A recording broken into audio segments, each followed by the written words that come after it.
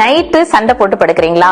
மனைவியோடையோ இல்ல பிள்ளைகளோடையோ இல்ல கணவனோடையோ யாரோடையாவது நைட்டு சண்டை போட்டு நீங்க படுக்கிறீங்களா? உங்களுக்கு ஸ்ட்ரோக் வரதற்கான வாய்ப்புகள் மிக அதிகம். நிறைய ஸ்ட்ரோக் பேஷண்ட பார்த்து ட்ரீட் பண்ண அந்த எக்ஸ்பீரியன்ஸ் நான் ஷேர் பண்றேன். சோ தயவு செய்து சண்டைகளை நைட்டு போடாதீங்க. சண்டைகள் எல்லாம் காலையில பாத்துக்கலாம்னு சொல்லிருங்க. அப்போ நீங்க உங்க பிரெயினை பாதுகாத்துக் கொள்ளலாம், உங்களோட லைஃபை நீங்க பாதுகாத்துக் கொள்ளலாம்.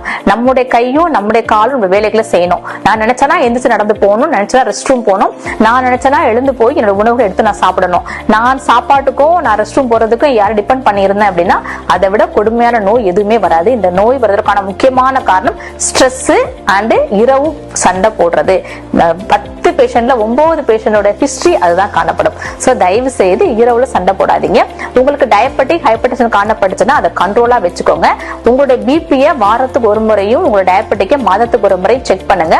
உங்க உணவுல இனிப்பு சுவையும் சால்ட்டையும் கொஞ்சம் குறைச்சுக்கோங்க. எந்த ஒரு ஸ்ட்ரோக் தொந்தரவு எதுவும் இல்லாமல் நாம் ஆரோக்கியமாக இருப்போம்.